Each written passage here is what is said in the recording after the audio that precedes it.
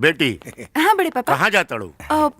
मधु दीदी के यहाँ। मधु दीदी के यहाँ ढेर पाँव न पसारे के। अपना बाप के नाम दौलत शोहरत के तनी तक ख्याल रखा। बाबूजी देखी ना बड़े पापा के। भैया ये हमार बेटी है तोहार ना। ढेर भचर भचर करवा ना तो घर से बाहर निकाल करके दरवाजा पे दरवानी में लगवा दे। और बेटी तू एक बात के ध्यान रखिए, बड़ा मेहनत करला के बाद ही इज्जत, ई दौलत, ई शोहरत मिलल बा। बस तू एकरा माटी में मत मिले दिया। हा?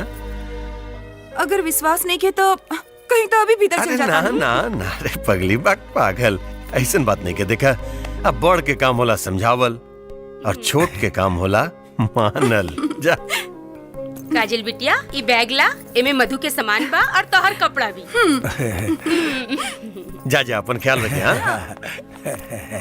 होली आई रे कन्हई, होली आई रे, होली आई रे कन्हई, रंग छलके दीदी। अरे काजल ई का बात बा दीदी, हमरा के यहाँ बुला के खुद उदास बैठल बाड़ू। वहाँ के पटना गइल बानी। अरे पटने नु गइल बाड़े, कोनो विदेश थोड़ी ना गइल ना। ई तो तोरा के शादी के बादे बुझाए। हमरो के पहले ये सब बेकार लागत रहे, लेकिन अब एक एक पल जैसे एक एक साल बुझाता। ए भौजी, हाँ ढेर मन उदास होता तो हैला भैया से फोन पे बतिया लो। ठीक कहा तारा।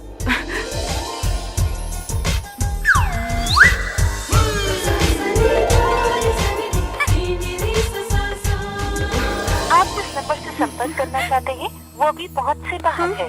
कृपया कुछ देर बाद दोबारा कोशिश करें। हाँ दीदी। काजल फोन। बाबूजी। काजल हाँ बाबूजी। अगर भेंट मुलाकात हो गई तो घरे आ जा, बहुत टाइम हो गई।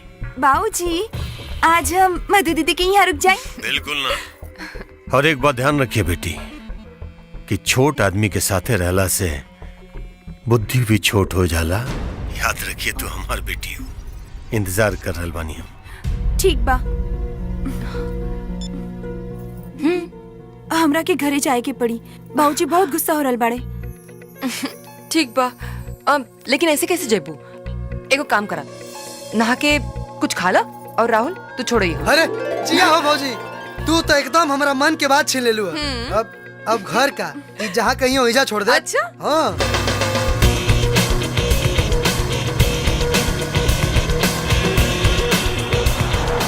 एक काजल, काहे के बेचैन बाड़ू घरे जाए खातिर? चला होने बसवाड़ी घुमाओ तानी। चुपचाप घरे छोड़ा। अरे यही जगह रोक दे लो। पनिया बैल और पनिया मरद के भरोसा ना होला। ए, जोर से ना लागल रहित ना तो बता देती। जा चिरकुट।